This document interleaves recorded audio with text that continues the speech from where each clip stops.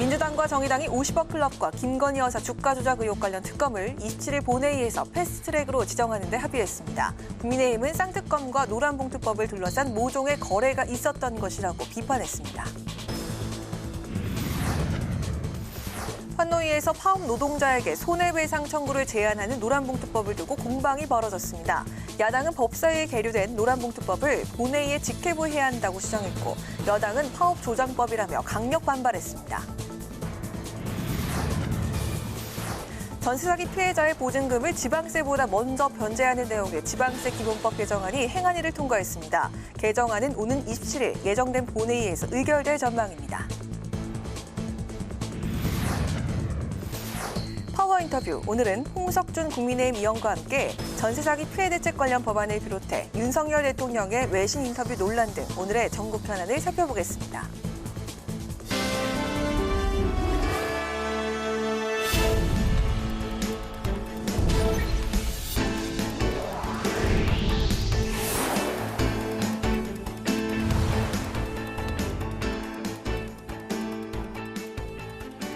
여러분 안녕하십니까? 4월 25일 화요일 국회 라이브 6 시작하겠습니다. 더불어민주당과 정의당이 모레 본회의에서 50억 클럽 특검법과 김건희 여사 특검법을 신속 처리 안건으로 지정해 처리하겠다고 밝혔습니다. 국민의힘은 양당의 노란봉투법과 특검법 처리를 놓고 모종의 거래를 한 것 같다고 의심했습니다. 보도에 홍혜진 기자입니다. 민주당 박홍근, 정의당 이원주 원내대표가 대장동 50억 클럽 특검과 김건희 여사 주가 조작 관련 특검을 신속 처리 안건으로 지정하기로 했습니다. 양당은 두 특검법에 대한 신속 처리 안건 지정 동의안을 내일 국회에 제출하고 모레 본회의에서 처리한다는 계획입니다. 50억 클럽 의혹 특검 법안과 김건희 여사 의혹 특검 법안의 처리 방안을 놓고 상의를 한 끝에 신속 처리 안건, 즉 패스트트랙으로 지정하기로 합의를 봤습니다. 양당은 또 180 이내 법사위 의결이 없으면 특검 후보 추천 방안 등을 보완한 수정안을 본회의에서 처리하기로 합의했습니다. 신속 처리 안건으로 지정된 법안은 법사위에서 180 이내에 심사가 마무리돼야 하는데, 그렇지 못할 경우 양당이 특검 법안의 본회의 처리까지 마무리하겠다는 뜻으로 풀이됩니다. 국민의힘은 민주당과 정의당의 검은 뒷거래라고 맹비난했습니다. 전당대회 돈봉투 파문을 가라앉히고 싶은 민주당이 쌍특검을 대가로 정의당이 요구하는 노란봉투법을 팔아먹은 입법 거래라는 겁니다. 또 정치적으로 많은 어려움에 처한 이 상황을 타개하기 위한 수단으로 지금 양특검을 추진한다고 그렇게 저희들은 판단하고 있습니다. 국민의힘은 또 양당이 한몸이 돼 움직이는 상황에서 정의당이 특검을 추천하면 중립성이 훼손될 수밖에 없다며 야합 입법 폭주를 중단하라고 촉구했습니다. 반면 야당은 쌍특검 패스트트랙 합의에 대해 협상에 성의가 없었던 국민의힘이 자초한 것이라고 반박했습니다. 노란봉투법과 특검법을 거래했다, 이런 이야기까지 나왔는데요. 국민적인 요구입니다. 패스트 처리 합의는 저는 국민의 힘이 자초한 거다.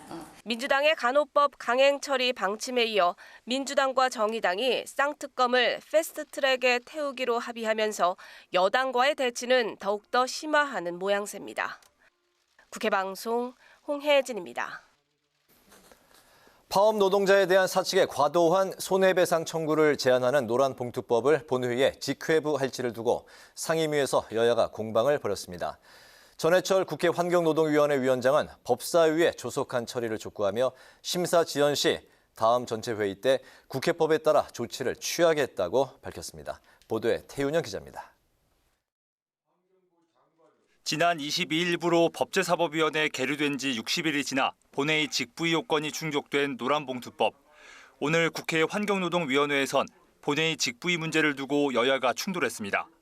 야권에선 충분히 숙려하고 논의에 결정한 법안이라며 본회의 직부의 필요성을 거듭 강조했습니다.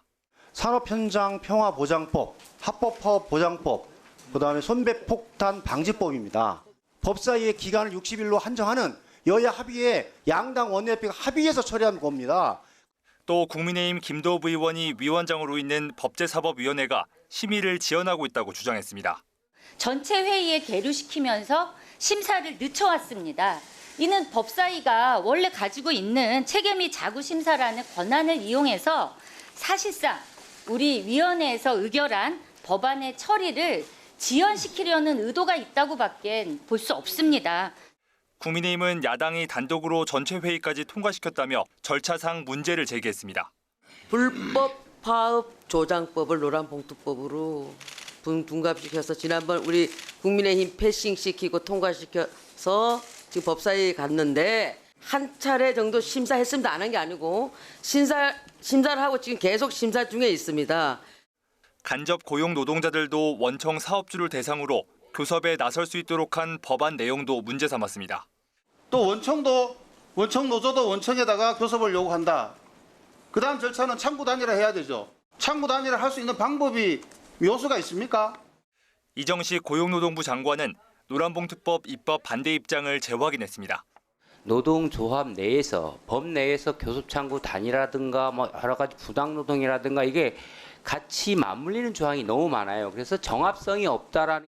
전해철 환노위 위원장은 직부위 문제와 관련해 법사위의 노란봉투법 심사를 촉구하는 동시에 심사 지연 시 다음 전체회의 때 국회법에 따라 조치를 취하겠다고 밝혔습니다. 국회방송 태인영입니다. 전세 사기 피해 지원을 위해 전세 보증금을 우선 변제하도록 한 지방세 기본법 개정안이 행정안전위원회를 통과했습니다. 개정안은 세입자가 거주하는 집이 경매나 공매에 넘어가도 체납된 지방세보다 세입자 전세금을 먼저 변제하는 내용으로 행안위는 오늘 법안 심사 소위와 전체 회의를 잇따라 열어 해당 개정안을 처리했습니다. 지방세 기본법 개정안은 여야 합의로 의결된 만큼 27일 예정된 본회의에서 무리 없이 통과될 것으로 보입니다. 국민의힘이 오는 27일 본회의에서 더불어민주당이 간호법 제정안을 강행 처리하면 윤석열 대통령에게 거부권 행사를 건의하겠다는 방침을 밝혔습니다. 윤재욱 원내대표는 민주당이 다수의 힘으로 입법 폭주를 하는 상황에서 사회적 갈등 유발이 예견되는 간호법에 대응하는 유일한 수단은 제2요구권 수단밖에 없다고 밝혔습니다.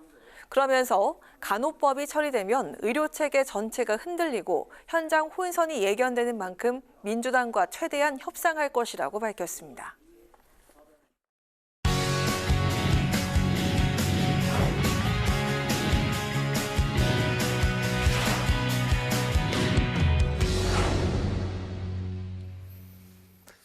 네, 오늘 이슈 분석 장정현 기자와 입법 소식을 좀 더 자세히 짚어보겠습니다. 장 기자 어서 오십시오. 안녕하세요. 네, 모레 국회 이제 본회의를 앞두고 여야 간의 입법 긴장감이 점점 더 고조되는 것 같네요. 네, 그렇습니다. 27일 예정된 본회의 여야가 대립하는 안건이 올라갈 것 같은데요. 네. 이미 야당 주도로 본회의의 직회부대 표결을 앞둔 법안들입니다. 이 간호법 제정안의 경우에는 이 민주당이 당초 지난 13일 본회의에서 표결을 진행하려고 했는데 김진표 국회의장이 여야의 추가 협상을 주문하면서 법안 처리가 다음으로 미뤄졌습니다. 그래서 민주당은 모레 본회의에서 이 간호법 제정안 그리고 의료인의 면허 취소법으로 불리는 의료법 개정안도 함께 처리한다는 방침을 분명히 하고 있습니다. 여기에다 오늘 민주당과 정의당이 50억 클럽과 김건희 여사 특검 법안을 모레 본회의에서 신속 처리 안건으로 지정하기로 합의했고요. 오늘 환노위에서 야당이 본회의 직회부 처리를 시도할 것으로 보였던 노란 봉투법은 여야 공방 속에 일단은 법사위에 계류 중입니다.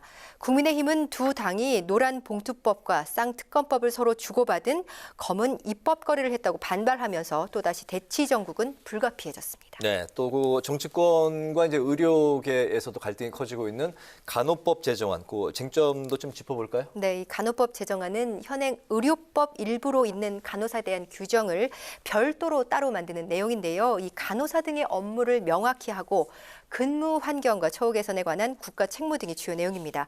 이 간호법 제정안을 둘러싸고 간호사의 업무 범위를 명확하게 할 법 제정을 미룰 수 없다는 간호협회와 간호사의 단독 의료 행위가 가능해지고 다른 의료 인력과 갈등을 부추길 것이라는 의사협회 입장이 팽팽하게 대립하면서 의료계 내홍은 점점 커지고 있는 상황인데요. 사실 이 간호법은 지난 대선에서 양당이 공통으로 언급했던 부분입니다. 어제 열린 국회 복지위 전체회의에서도 이를 둘러싼 공방이 펼쳐졌는데요. 야당은 지난 대선 때 국민의힘 선대위 측이 간호법 제정을 언급하는 영상을 내밀며 윤석열 대통령이 대선 공약을 파기하려 한다고 주장한 반면에 여당은 간호법이 당시 대선 공약집에 포함되지 않았고 직역 갈등을 유발한다고 방어했습니다. 당정은 현재 간호사의 업무 관련 내용은 기존 의료법에 존치하고 간호법은 간호사 처우 등에 관한 법으로 변경하자는 절충안을 야당에 제안했지만요. 만약 협상이 결렬돼서 이 야당이 원안 의결을 밀어붙이면 윤석열 대통령에게 거부권 행사를 요청하기로 했습니다.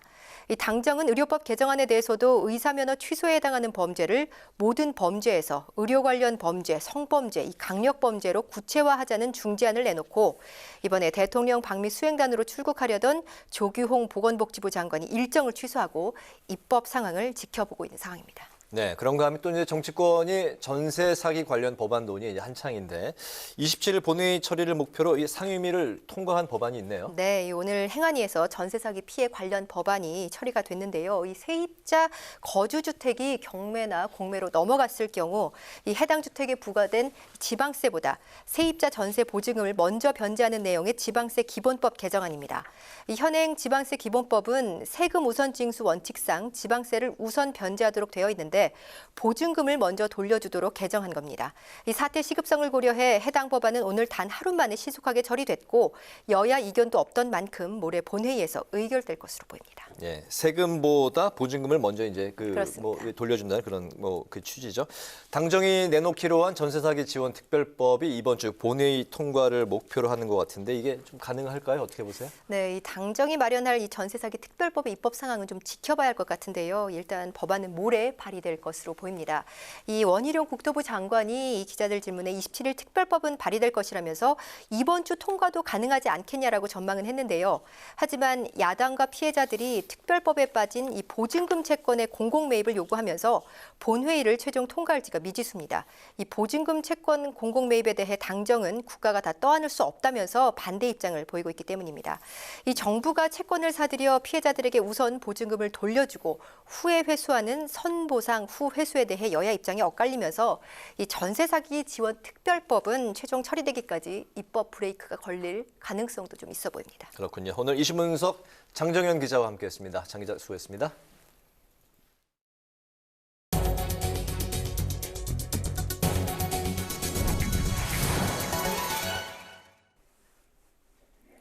오는 28일 더불어민주당 새 원내대표 선출을 앞두고 후보자 합동 토론회가 열렸습니다. 홍익표, 김두관, 박범계, 박광온 의원 등 4명의 후보는 윤석열 검사 독재 정권에 맞서 내년 총선을 승리로 이끌겠다며 지지를 호소했습니다. 김동길 기자가 보도합니다. 더불어민주당 차기 원내대표 후보들은 자신이 내년 총선 승리를 이끌 적임자라고 강조했습니다. 이를 위한 방안으로 홍익표 후보는 정책 전문성을, 김두관, 박범계 후보는 강한 민주당을, 박광온 후보는 통합의 리더십을 내세웠습니다. 유능함으로 민생 경제와 외교 안보에 대안을 제시하고 책임 있는 리더십으로 야당다운 야당, 윤석열 검사 독재 정권의 탄압, 맞짱 들 사람 누구입니까? 맞서 싸워야 됩니다. 맞짱 떠야 될 원내 리더십이 필요하다고 생각합니다. 끝내 하나로 힘을 모으는 것, 그것이 소통의 힘이고 이기는 통합의 길입니다. 전당대회 돈봉투 의혹과 관련해 박범계 후보는 파장이 가늠되지 않는다며 민생 입법으로 강력하게 대응해야 한다고 강조했고, 홍익표 후보는 재발 방지를 위한 제도적 보완책을 제시했습니다. 독재와 탄압의 칼을 휘두를 때 우리는 민생이라는 가장 강력한 입법으로 대항해야 됩니다. 지역위원장이 오더를 내리는 것, 그러니까 누구를 지지해라 이런 것 자체를 금지한다든지 또는 대의원의 숫자를 좀 늘린다든지. 오늘 토론에서는 개파 논쟁도 불거졌는데 김두관 후보는 개파가 아닌 정파 정치는 필요하다는 입장을 밝혔습니다. 개파는 옛날 양김시대 보스 같은 이런 이미지를 주기 때문에 이제 개파는 극복하고 새로운 정치를 위한 정파가 존재하고 저는 정부 여당과의 협치 방안으로 박광온 후보는 여야 대선 공약 중 쟁점 없는 법안의 우선 처리를 제안했습니다. 그 가운데서 쟁점이 없는 것부터 우선 논의를 해서 합의를 해서 통과시키면 거기에서 어떤 신뢰가 생길 수 있을 것이고. 민주당은 오는 28일 의원총회를 열고 21대 국회 마지막 원내대표를 선출할 계획입니다. 국회 방송 김동길입니다. 국회 정치개혁특별위원회가 어제 국회의원 선거제도 개편을 위한 공론조사에 착수했습니다. 전국 성인 남녀 5,000명을 상대로 이번 주 금요일까지 1차 여론수사를 실시합니다. 보도에 임채원 기자입니다.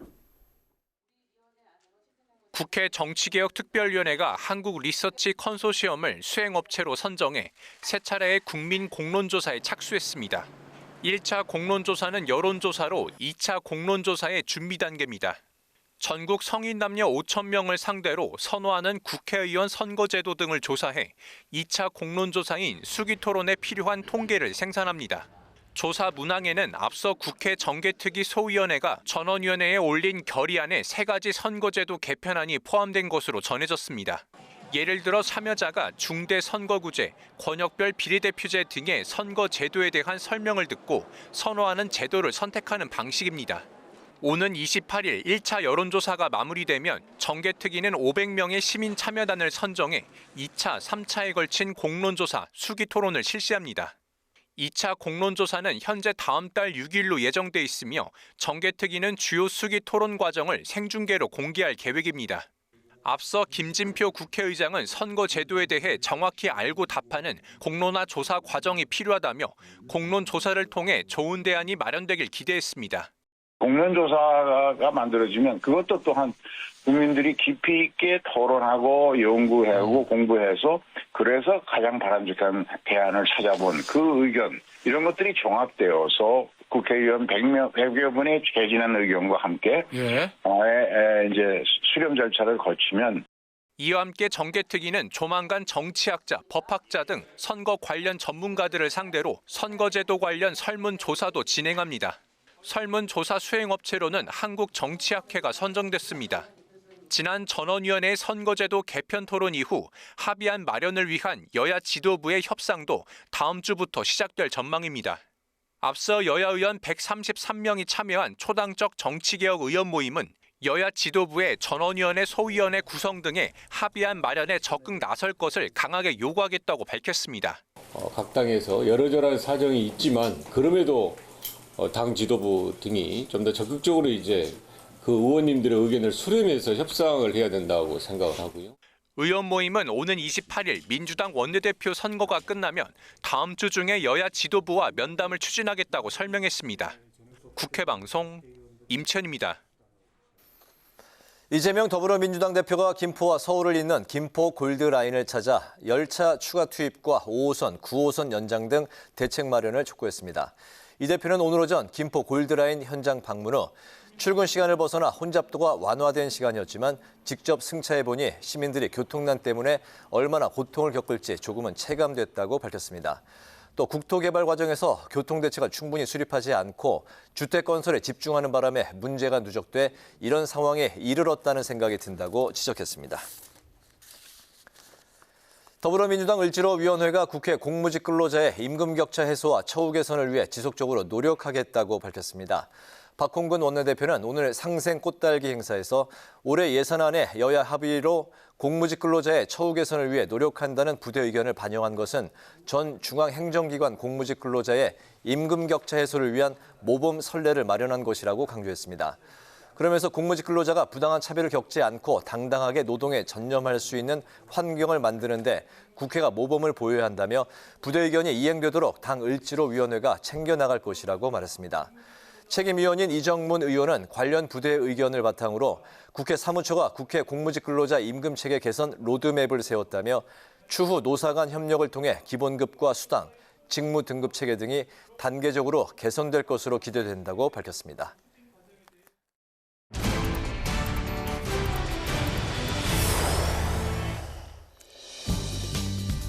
4월 25일 정치권의 뜨거운 말말말 강아랑의 정치톡 시작하겠습니다. 오늘 첫 번째 정치톡은 먼 곳입니다.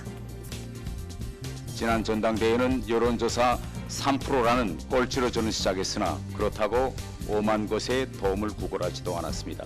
전광훈 목사에게 한마디 하겠습니다.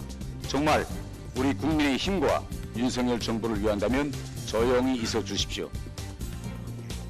이딴 발언 논란을 일으켰던 태영호 최고위원이 어제 최고위 회의에 참석해서 내놓은 말인데요. 전당대회 당시 먼 곳에 도움을 구걸한 적이 없다. 전대 당시에 전광훈 목사에게 도움을 요청했다고 밝힌 김기현 대표를 겨냥한 것으로 보여 논란입니다. 5만 대 도움을 청하지 않았다 말씀하시면서 전광훈 목사한테 자기는 연락하지 않았다라고 말씀하시는데요. 대표님께서 연락하셨잖아요. 그래서 좀 대표님을 겨냥한 발언이라고 했는데 어떻게 보세요? 본인의 뜻이 뭔지는 잘 모르겠고요. 하지만 일단 위기론 속에 내부 결속을 다지고 있는 당대표를 겨냥한 태 최고위원의 발언을 두고 당 내에서도 쓴소리가 나오고 있는 상황. 좀 적절치 않다 생각하고요. 제 기억으로 태영호 의원이 선거 때 가장 크게 도움을 요청했던 분은 김기현 당대표가 아닌가 싶은데요. 선거 어디든지 김기현 대표가 가는 곳마다 태영호 후보가 나타나서 선거운동을 했기 때문에 김기현 당대표 후보의 선거운동 과정에서 꽤나 도움을 받았다는 점 부인하기는 어려울 것 같은데. 근데 이 김기현 대표의 리더십을 존중하는 것은 당원들의 집단지성과 당원들의 선택을 존중하는 의미다라는 말씀을 드리고요. 김재원 최고위원과 태 최고위원의 설화에 대해서 윤리위가 단호한 징계를 내릴 것이라는 관측이 나오는 가운데 징계 수위에 따라서 여론이 어떻게 움직일지도 지켜봐야겠습니다. 자, 이어서 두 번째 정치톡은 개딸 꿍꿍입니다. 민주당이 돈봉투 의혹의 수습책으로 대의원제 개편을 검토 중인 것으로 알려졌습니다. 대의원 비율이 너무 높아서 그런 거 아니야? 뭐 이런 것도 있지 않습니까? 그 부분을 개선해 나가는 것은 자연스럽게 논의가 될 것이고요. 정책을 만드는 데 있어서도 저는 당원과 국민의 참여를 높여나가는 것이 필요하다고 보거든요. 전당대회에서 지도부 선출뿐 아니라 당 주요 의사결정에 참여하는 대의원. 민주당 대의원 규모는 1만 6천에서 1만 7천여 명 안팎으로 권리당원 120만 명의 1% 수준이지만 이처럼 전당대회 투표 반영 비중이 높은 만큼 대의원 1명의 표가 권리당원 50에서 60명의 표와 맞먹습니다. 대의원제 폐지 주장이 당내 강성 지지층을 중심으로 퍼지면서 민주당 지도부로 흡수되고 있는 모양새인데요. 비명계에선 바로 비판의 목소리가 터져나왔습니다. 시험 못 봤다고 시험을 없애면 되겠습니까? 책임을 회피하는 것이고 이 사건의 본질을 외면하는 비겁한 태도라고 생각합니다. 그리고 이참에 난 꿍꿍이 속을 생각하는 거 아닌가? 강성당원들 또는 당원들의 입김을 더 세게 하기 위한 의도가 아닌가 싶은데요. 정말 터무니없는 진단인데요. 대의원제도를 없애고 그러면 전당원 투표 뭐 이런 얘기를 하는데 이런 국면을 통해 가지고 이른바 팬덤 정치를 강화하자라고 하는 의혹을 저는 갖고 있고요. 그러면 돈을 더 많이 뿌리게 되겠죠.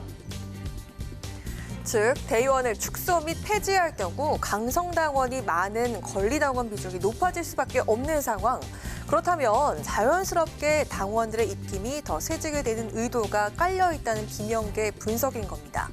돈봉투 의혹의 재발 방지책으로 떠오른 대의원 폐지 주장. 강성당원들의 바람대로 이뤄질 수 있을까요? 지금까지 오늘의 정치톡이었습니다.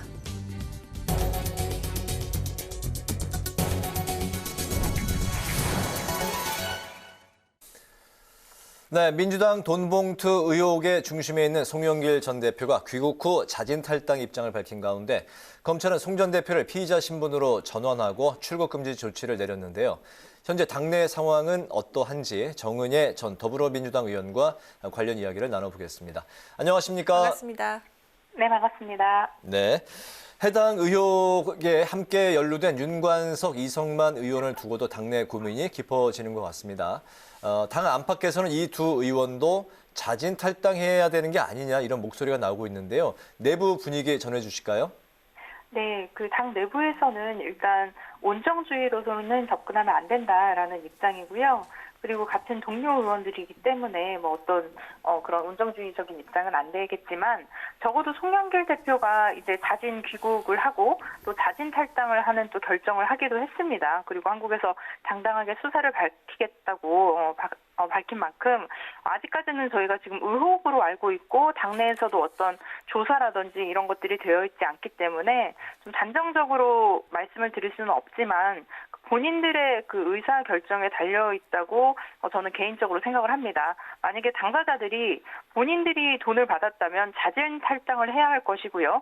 아니라면 검찰 조사를 통해서 그 사실이 밝혀질 거라고 저는 생각을 합니다. 그래서 뭐 그 두 의원이 뭐 본인들은 지금 스스로 억울한 면이 있다라고 얘기를 하는데 누구도 우리가 지금 사실을 알고 있지 않기 때문에 이 부분에 대해서는 좀 섣불리 말을 좀 아끼고 있는 상황이라고 볼 수 있습니다. 네. 또 그런가 하면 그 당대 일각에선 이번 돈봉투 의혹과 같은 사건을 방지하기 위해서 전당대 표 비중이 높은 대의원제를 개선해야 한다는 주장이 나오고 있는데요. 이거 어떤 방향으로 검토가 되고 있는지 그리고 실효성은 어떻게 보시는지 부탁드리겠습니다. 네, 그 대의원제 개선 관련해서는 과거부터도 많은 얘기가 나왔는데 앞에 또 보도에도 해주셨듯이 그 대의원의 한 표가 일반 당원의 한 50-60% 그 표의 그 가치를 갖게 됩니다. 그래서 대의원은 16,000명인데 저희 권리당원은 120만 명 정도가 되죠. 그렇기 때문에 어떻게 보면 사실 뭐 당대표도 한 표고 일반 당원도 한 표여야 되는데 그 표의 등가성이 너무 높다라는 것. 그렇기 때문에 첫 번째로는 당원의 참여를 높이는 방향으로 가야 하기 때문에 이 부분은 개선되어야 된다는 것이고요. 두 번째로 중요한 것은 사실 대의원의 구성을 봐야 합니다. 그래서 대의원의 대다수가 중앙당에서 임명되는 어떤 당연직들이 있고 또 지금 이번에도 좀 문제가 되는 부분이 이제 지역위원장들이 임명하는 부분들이 있습니다. 그래서 각 지역위원회에서 임명되는 대의원들이 있는데 그 부분들은 어떻게 보면 그 지역위원장과 결을 같이 하는 분들이 많이 되시겠죠. 그러다 보면 그 분들이 어떻게든 조직적으로 또 선거에 또 어떤 의사를 표명할 수도 있고 그런 부분들이 있기 때문에 지금의 그런 비율을 좀 조정해야 한다라는 거죠. 지금은 권리당원 40%, 대의원 30%, 여론조사 25%, 일반당원 5%의 비율인데 이런 비율들은 개인적으로는 이제 뭐 대의원제를 없애자 뭐 이렇게 말하기보다는 어느 정도 그 비율을 조정할 필요는 있다고 봅니다. 네, 대의원 표에 대한 등가성 그리고 이제 구성 비율을 좀 이제 조정할 필요가 있다 이런 말씀을 하셨는데 마지막 질문이 윤석열 대통령의 일본과 관련한 외신 인터뷰 공방에 대한 겁니다. 여권에서는 윤 대통령의 발언을 영어로 옮기는 과정에서 오역이 발생한 거라고 이제 주장을 하고 있는 상황이고. 또 논란이 불거지자 그러니까 인터뷰했던 해당 기자가 원문 녹취록을 공개하기도 했는데요. 이 사안 어떻게 바라보고 계실까요? 네, 근데 정부에서도 우리가 과거에 뭐 바이든 날리면 뭐 이런 얘기도 있었는데 왜 누군가는 오역을 하고 누군가는 알아듣지를 못하는 건지 이런 일들이 왜 계속 이 정부에서만 유독 일어나는지에 대해서 좀 국민들이 좀 너무 좀 어이없는 일들이 좀 많이 일어나는데요. 저도 그 원문을 그 녹취를 공개한 내용들을 봤더니 100년 전의 일을 가지고 무조건 안 된다. 무조건 무릎 꿇어라라고 하는 이거는 저는 받아들일 수 없습니다라고 이렇게 그 기자분께서 원문을 그 트위터에 올리셨더라고요. 그렇기 때문에 저는 이 부분에 대해서는 뭐 오역이다라고 말할 수는 없을 것 같습니다. 그리고 중요한 것은 그 대한민국이 지금 일본에게 계속 사과를 강요한다. 뭐 이런 식의 지금 좀 약간 여론이 형성이 되고 있는데 실제로 우리가 마땅히 받아야 할 사과가 100년 이상 지체가 된 것이죠. 그리고 피해자의 회복의 열쇠는 저는 가해자의 사과에 있다고 봅니다. 그리고 사과는 직접적인 가해자가 꼭 피해자에게만 하는 것도 아닙니다. 저희가 지금 뭐 당장 일본의 어린아이들에게 우리가 사과를 요구하고 그런 것들은 아니지 않습니까? 우리가 사과를 하자는 것은 한국과 일본의 그 미래 세대들이 앞으로의 그 과거의 전쟁의 상처에 공감하고 또 과거의 그런 악에 맞서서 싸우겠다는 입장 표명이자 다시는 이와 같은 불행한 역사를 반복하지 말자는 저는 그런 약속으로 생각하고 있습니다. 그런 측면에서 대한민국 국민들도 사과를 요구하는 것이고 이 부분은 저는 윤석열 대통령도 대한민국 국민들의 입장에서 또 피해자의 입장에서 생각하는 좀 계기가 되었으면 합니다. 네, 오늘 말씀은 여기까지 듣겠습니다. 고맙습니다. 감사합니다. 정은혜 전 더불어민주당 의원과 이야기 나눠봤습니다.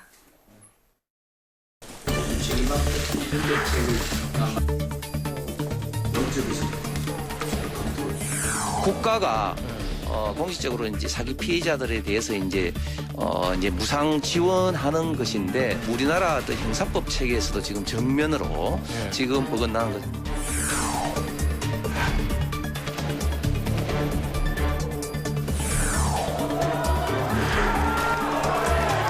책임 있게 문제 해결하는데 앞장서겠습니다.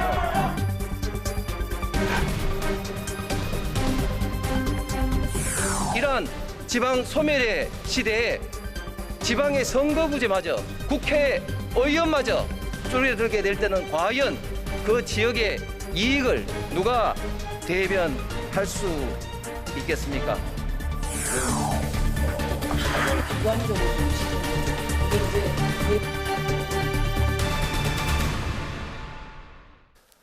네, 이번엔 국회 라이브6 파워 인터뷰 시간입니다. 오늘은 홍석준 국민의힘 의원과 함께 전세 사기 피해 대책 관련 법안을 비롯해 민주당 돈봉투 의혹 그리고 윤석열 대통령의 외신 인터뷰 논란 등 오늘의 전국 현안까지 상세하게 짚어보도록 하겠습니다. 의원님 어서 오십시오. 반갑습니다. 네, 안녕하십니까. 네.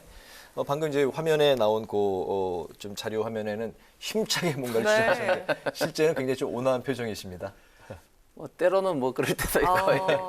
네. 상황에 따라서 알겠습니다. 네. 바쁜데도 또 오늘 또 나와주셔서 감사드리고. 아이고, 제가 영광입니다. 예. 그 국민의힘 규제개혁 추진단장으로 현재 활동하고 네네. 계시잖아요. 예. 당의 이제 규제개혁 추진단이 민생을 위해서 정확히 어떤 일을 하는 것이고 또 어떤 일에 집중을 하고 있는지 먼저 좀 설명부터 들어볼까요? 예, 잘 아시는 것처럼 지금 대한민국이 저출생의 그 성장 잠재력이 지금 이제 떨어지면서 굉장히 미래가 밝지만은 않은 어두운 그런 국면에 있습니다. 이런 상황에서 우리 대한민국의 미래를 위해서는 국가적으로나 개인적으로나 기업적으로 최대한의 경쟁력을 발휘할 수 있도록 해야 되는데 그런 경쟁력 발휘하는데 가장 지금 좀 장애가 되는 모래주머니가 좀 규제라고 생각을 합니다. 이런 네. 규제를 최대한 걷어내서 국민의 어떤 생활과 기업의 경쟁력, 국가 경쟁력을 높이기 위한 그런 분야에 좀 초점을 맞추고 다양한 지금 활동을 하고 있습니다. 우리 만약에 그 운동선수가 마치 그 모래사장에서 그 운동할 때 다리에 이제 모래주머니를 뭐 이렇게 달리는 것처럼 그때 모래주머니를 풀고 우리 경제가 좀 훨훨 날아갈 수 있도록 규제를 좀 많이 타파하자 그런 말씀이십니까? 그렇습니다. 그 문재인 정부 때 타다의 사례를 우리가 봤지 않습니까? 혁신기업이 4차 산업혁명에 특히 새로운 어떤 기술을 받아들여서 새로운 어떤 서비스를 하는데 규제가 묶이다 보니까 타다가 자초가 됐고 그 네. 피해는 고스란히 국민들과 서울 시민들이 심야에 택시를 이용하는데 막대한 불평과 그리고 비용이 오르는 그런 사례를 봤습니다. 앞으로 제2의 타다와 같은 사례는 좀 막기 위해서 각 분야 그리고 정부 부처들과 이런 어떤 규제적인 문제를 골라서 지금 이제 활발하게 지금 간담회나 이런 의논을 좀 하고 있습니다. 알겠습니다. 네, 전국적으로 그 전세 사기 피해가 급증을 하면서 정치권도 해결 방법을 강구하고 있는 상황인데요. 야당에서는 그 피해자가 돌려받지 못한 보증금을 국가가 지원을 해주는 방안인 선지원 후 구상권 청구 이걸 주장하고 있는데 의원님 생각을 좀 들어볼까요?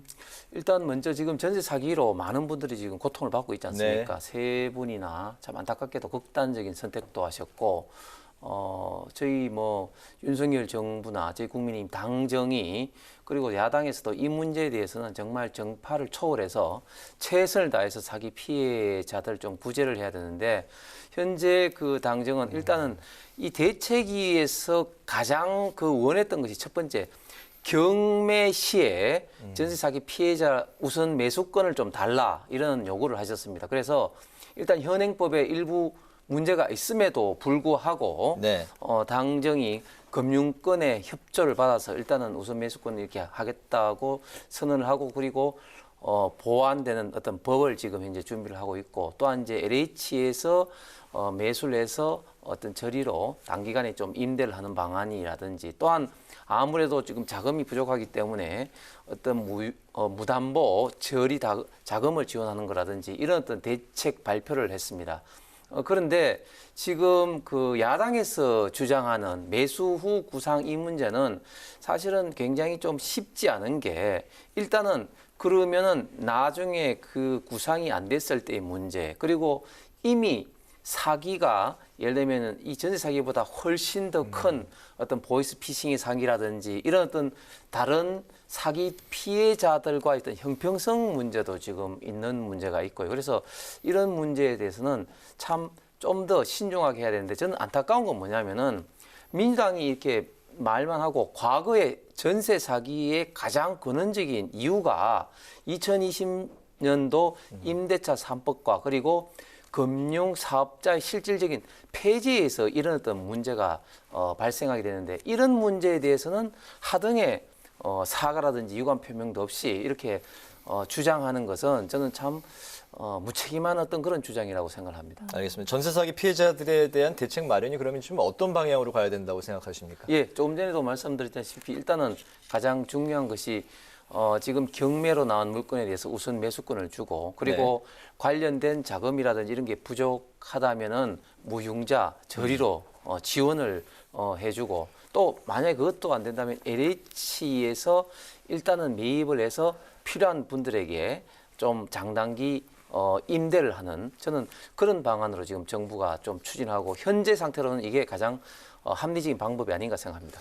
저도 이제 그 관련해서 이제 그 뉴스를 계속 보도하면서 많이 나오는 이제 질문이 그 전세 이제 그 피해자들은 어쨌든 그 전세금이 이제 그 자신의 재산 전부일 수도 있고 그렇습니다. 이제 그게 이제 뭐 피해를 당했을 경우 돈이 없는 상태에서 우선 매수권을 준다고 해서 이게 구입을 그 집을 이제 구할 수가 있겠느냐 뭐 이런 이야기들이 그러니까 나오잖아요. 제가 말씀드린 것처럼 그 자금이 부족한 경우가 많으니까 무담보 저리 대출을 좀 적극적으로 은행 대출을 통해서? 그렇습니다. 네네네. 네, 알겠습니다. 이제 총선 한 1년 앞으로 다가왔는데요. 선거제 개편 관련 이야기도 빼놓을 수 없을 것 같습니다. 최근에 그 국회 전원위를 열었지만 의원들 모두 다양한 해법을 내놓으면서 합의점을 찾기가 힘들었었는데 의원님께서 생각하시는 바람직한 선거제 개편 방안 있을까요?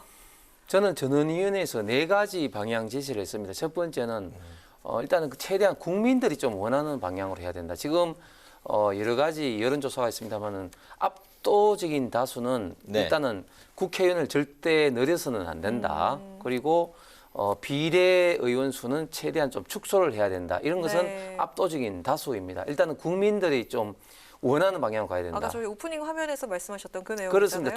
두 번째는 이 그 민주주의는 결과도 중요하지만 과정이 중요하기 때문에 절대적으로 과거 20대처럼 그렇게 그 민주당이나 다수당이 뭐 패스트트랙이나 해서 강제적으로 이런 것을 통과시켜서는 안 된다. 뭐 그런 어떤 절차적인 문제. 그리고 세 번째는 결국은 이게 그 여러 가지 뭐 선거구제를 나누는 이유는 있겠습니다만 결국 이제 국가 어떤 균형 발전에 비추어서는 지금 저희 같은 경우는 단원제를 취하고 있지 않습니까? 미국의 양원제를 취하고 있는 국가에서는 상원은 지역의 대표성 그리고 하원은 인구 비례성을 취하는데 단원제를 취하는 우리 대한민국 같은 경우는 미국의 상원 이 지역 대표성도 사실은 겸하고 있기 때문에 인구 비례성도 중요하지만 지역의 대표성도 생각을 해야 된다. 지금 현재 강원도 어떤 선거구는 5개의 시군을 하나로 묶은 선거구도 있는데 이런 식으로 되면은 계속해서 이제 지방 인구가 줄게 되면은 한 시도에 하나의 선거구밖에 없는 그런 사태도 발생할 수가 있습니다. 그렇기 때문에 지역의 대표성을 좀 더 부과를 해야 된다. 그리고 마지막으로는 청년청, 특히 미래 청년청에 대한 특별한 어떤 배려로 예를 들면 어떤 국고 보조금이라든지 이런 차등 지급이라든지 이런 걸 해야 된다고 4가지를 이야기했는데 사실은 지금 많은 의원들이 이야기를 했기 때문에 많은 어떤 공통분모를 사실은 우리가 욕심내서 찾기는 쉽지 않을 겁니다. 그렇지만 최대한 최대 공약수를 찾아야 된다. 그래서 저는 몇 가지는 이미 나와 있다고 보는 게 첫 번째는 위성정당 난립을 초래할 수 있는 이런 어떤 준연동형 지금 현재 제도는 분명히 개선해야 된다. 두 번째, 지역의 대표성에 대해서는 거의 대부분 의원들이 공감하기 때문에 지역의 대표성을 좀 더 강화해야 된다. 최소한 이 2가지만이라도 저는 좀 선거제 개편에 좀 반영됐으면 좋겠습니다. 공통분모를 이제 찾기는 쉽지 않지만 최대 공약수를 이제 확보하는 방향으로 가야 되고 위성정당을 이제 폐지하는 쪽으로 가야 돼요. 위성정당 폐지에는 여야 간에 뭐 이견이 없는 것 같습니다. 현재 그렇다면 선거제 개편에 그 합의를 이끌어내기 위한 단계에서 가장 좀 걸림돌이라고 하면 어떤 게 있습니까? 제가 볼 때는 일단은 소선거구제냐, 뭐 또 중대선거구제냐, 뭐 요런 어떤 면이 조금 좀 민감한 것 같고, 그리고 또 그 민주당과 정의당에서는 비례의원 숫자를 더 좀 늘려야 된다 오히려 이런 어떤 비례의원과 지역의원의 어떤 이 비율 조정 문제 결국 이 2가지가 가장 난제가 될 겁니다. 바로 이제 그런 이제 의견 차이를 좁히기 위해서 초당적 정치개혁 모임이 이제 소위원회 구성을 양당에 이제 요청하기로 했는데 앞으로 그렇다면 이제 어떤 절차가 남아 있고 이제 총선 한 1년 조금 덜 남아 있는데 총선 전까지 선거제 개편이 어느 선까지 반영돼서 내년에 그 총선을 치를지 어떻게 좀 바라보고 계실까요? 사실은 이미 법상 벌써 시간이 이제 지나갔습니다. 네. 원래 선거제 개편은 총선 1년 전에 마무리를 해야 되는데 이미 일단은 시간은 지나갔습니다. 네. 그럼에도 불구하고 현재 일단 전원위원회에서 많은 의원들이 의견을 표현을 했다. 이것은 굉장히 좀 의미가 있다고 보고 일단은 이 전원위에서 나온 다양한 의견들을 좀 취합을 해서 최대 공약수를 할 수 있는 소위원회를 빨리 구성을 해서 네. 좀 전에 말씀드린 것처럼 일단 너무 많은 것을 이제 욕심내기보다는 최소한 합의를 할 수 있는 한 발자국이라도 더 나가는 선거제 편을 최대한 좀 빨리 마무리 짓는 것이 저는 필요하다고 봅니다. 알겠습니다. 네, 이번에 그 현안 관련 질문 네. 해보도록 하겠습니다.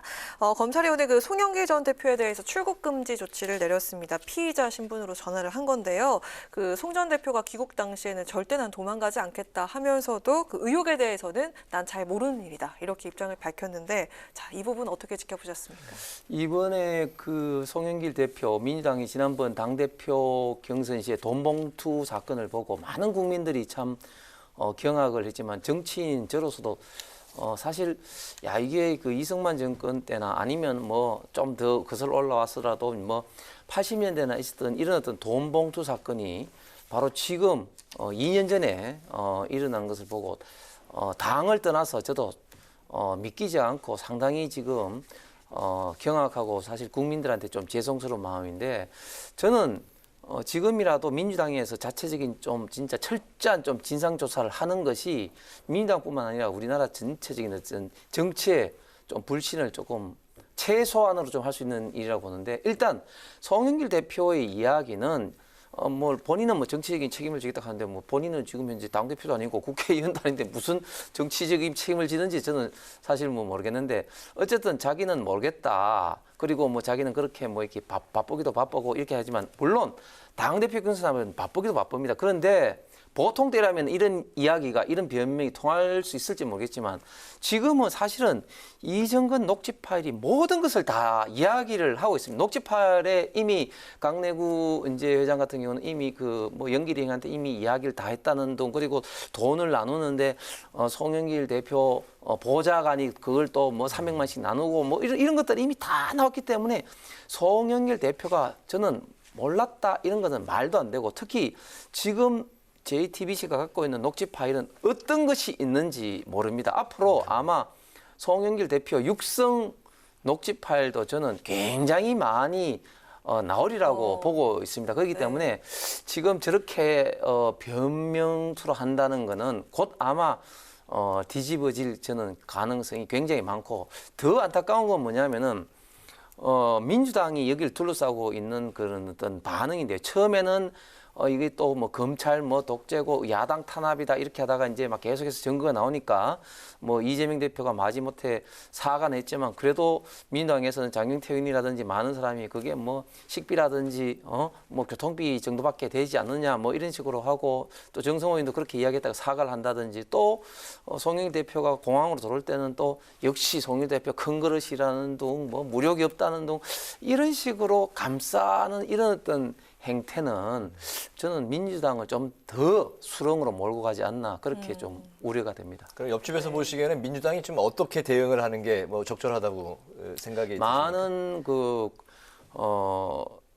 민주당 의원들도 이야기를 했지만, 결국은 좀 철저한 당내 전수조사를 해서 스스로 일단은 최대한 밝힐 건 밝히고 책임 있는 어떤 의원들에 대한 어떤 조치를 저는 선행적으로 하는 것이 필요한데, 그런데 지금 민주당의 어떤 구조를 보면은 일단은 그 대장동 그 사법 리스크에 깊숙이 지금 묶여 있는 이재명 대표부터 해서 또 관련된 지금 민주당 의원들 숫자가 너무 많기 때문에 사실은 민주당에서 자체 정화를 하기는 건 구조적으로는 굉장히 지금 쉽지 않은 그런 환경인 것 같습니다. 당내에서도 뭐 전수조사 얘기도 나오고 있지만 내년 그 총선 공천권 때문에 뭐 쉽지 않을 것 그렇습니다. 같다는 그런 네, 해석이 네. 또 나오고 있네요. 그 윤석열 대통령이 워싱턴 포스트와의 인터뷰, 일본과 관련한 발언을 놓고 또 논란이 또 이제 불거졌습니다. 실제 그 인터뷰를 했던 기자가 이제 그 인터뷰 원문을 이제 공개를 했는데 마지막 그 핵심적인 두 줄을 이제 그 말씀을 드리면 100년 전의 일을 가지고 무조건 안 된다. 무조건 무릎 꿇어라라고 하는 이거는 저는 받아들일 수 없다. 이제 한국계 이제 그 기자 같습니다. 이분이 이렇게 이제 그 다시 이제 공개를 했는데 여야 공방이 또 이게 쉽게 좀 사그라들 것 같지 않은데요. 어떻게 보십니까? 저는 여야 간에는 건전한 정책적 공방 뭐 이런 것은 정말 필요하지만 저는 외교 문제에 있어서 민주당이 이런 식으로 하는 것은 결코 국익에 도움이 되지 않는다고 봅니다.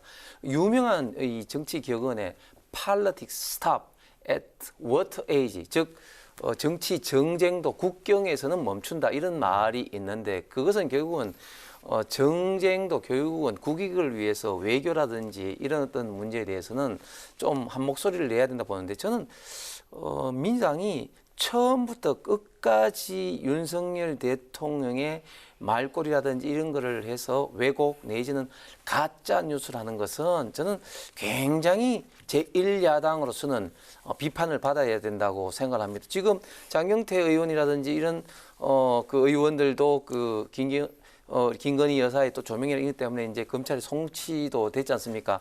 사실은 이 내용은 전체적인 맥락은 결국은 유럽의 나라들이 100년 안에 수없이 전쟁을 했음에도 불구하고 지금은 이렇게 협력하고 있는 이런 상황에서 비추어서 한일 관계가 정말 중요하기 때문에 100년 전에 이런 어떤 사안을 가지고 반드시 일본이 사사건건 무릎을 꿇어서 우리가 이제 협력을 해야 된다. 그런 거는 바람직하지 않다. 이런 맥락 아니겠습니까? 그렇기 때문에 박정희 대통령이라든지 특히 또 김대중 대통령도 오부지선을 통해서 한일 양국 간에 이런 걸 열었는데 저는 이런 맥락에서 일부분만 싹둑 잘라내가지고 이렇게 침소봉대를 해서 이런 식으로 그러면 무릎 안 꿇으면은 그러면은 어느 나라 대통령이냐 이런 식으로 저는 논리를 비약하는 것은 결코 바람직하지 않다. 저는 참 최근에 또 이래서 참 어이가 없는 게 그 윤석열 대통령이 그 유엔 연설에서 밝혔지만 대만 해협의 힘에 의한 그 어떤 그 현상 변경은 원하지 않는다고 이야기하니까 그 중국의 그 대변인이 부용 치외라는 표현을 썼습니다. 부용 치외. 그게 다른 말 중에 회자가 이 멧돼지 내린 짐승의 이제 주둥아리를 말하는 거거든요. 저는 처음에는 그냥 말 참견하지 마라 뭐 이 정도로만 이렇게 언론에서 나와가지고 이게 무슨 뜻이죠? 예, 그래서 그걸 두고 이제 싱하이밍 그 중국 대사를 초치하고 저 정도 표현 가지고 왜 초치했지 이렇게 생각을 했는데 그 말이 뭐냐면 다시 말하자면 회자가 굉장히 나쁜 말입니다. 그러니까 짐승의 주둥아리라는 표현이거든요. 그러니까 그 함부로 말하지 마라 이 정도가 아니라 그냥 주둥아리 놀리지 마라 이 정도의 표현을 했고 특히 또 친강 중국 그 외교부장은 불장난하다가 불에 타 죽는다 이런 이야기까지 중국에서 했는데도 불구하고 사실은 이 정도 이야기를 했으면은 야당이든 여당이든 중국을 비판을 해야지 정상인데 왜 중국이 저런 이야기를 하도록 대통령이 그런 식으로 현상 변경 우는 그런 이야기를 하느냐. 대통령한테 이렇게 이야기하는 것은 이게 어느 나라 정당인지 참 이해가 되지 않습니다. 알겠습니다. 네. 자, 마지막으로 우리 홍 의원님 의정 활동을 좀 짚어볼까 하는데요. 네. 정말 다양한 곳에 또 법안 발의를 하셨지만 특히나 그 장애인이나 네. 자립준비 청년과 같은 좀 도움의 손길이 필요한 사람들에 대한 관심이 참 많아 보이시는데요. 보니까 대표로 발의하신 장애 유형별 맞춤 평생교육법 이게 지난달 국회 본회의를 통과하기도 네. 했는데 관련해서 앞으로 추진하고 싶으신 정책이나 계획이 있으시면 말씀 부탁드리겠습니다. 예, 저는 공무생활을 그만두고 국회에 올 때부터 딱 키워드는 대한민국의 올바른 미래를 위해서 일한다. 미래라는 게 결국은 우리 이제 청년의 세대 그리고 좀 더 사회가 따뜻하고 포용적인 그런 어떤 사회가 돼야 된다고 생각을 합니다. 그래서 그런 측면 때문에 아동복지법 개정을 통해서 이 시설에 있는 청년들이 좀 더 사회에 나와서 자립할 수 있는 시간을 좀 벌어줘야 된다 해서 이제 아동복지법을 개정했고, 조금 전에 이제 앵커께서 말씀하신 평생교육법상에 이제 학교에서 배움이 다 끝나는 시대가 아니라 계속해서 4차 산업혁명 시대의 새로운 것에 대해서 평생 배워야 되는 그런 평생교육 시대인데, 평생 지금 현재 교육법상에는 정상인에 대해서만 규정하고 있지 장애인에 대해서 평생교육을 어떻게 하라는 규정이 전혀 없는 그런 상황입니다. 그래서 개정을 냈고 이번에 이제 그 본회의 이제 통과가 되는데, 앞으로도 이러한 어떤 측면에서 과학적인 측면이든 경제적인 측면이든 특히 우리 청소년들의 어떤 미래를 위해서 좀 더 역할을 할 수 있는 그런 어떤 정책적인 면, 그리고 모두의 말씀드린 이 규제적인 측면에서도 그런 어떤 것과 일맥상통하는데, 그런 어떤 측면에서 좀 남은 1년 동안 좀 더 열심히 하고 싶습니다. 알겠습니다. 이제 국회 라이브 6 파워 인터뷰 마칠 시간이 됐는데요. 지금까지 홍석준 국민의힘 의원과 함께 전세 사기 피해 대책 관련 법안을 비롯해 윤 대통령의 외신 인터뷰를 둘러싼 여야 공방을 중심으로 오늘의 전국 현안을 살펴봤습니다. 여러 가지 입법 활동도 아주 꾸준히 열심히 하고 계신데, 특히 이제 사회적 약자, 중고학과 장애인 관련 그런 법안처럼 소외된 그런 분들을 위해서 많은 또 입법 활동 부탁드리겠습니다. 오늘 말씀 잘 들었습니다. 고맙습니다. 잘 들었습니다. 감사합니다. 네, 오늘 국회 라이브 6 여기까지입니다. 시청해주신 여러분 고맙습니다.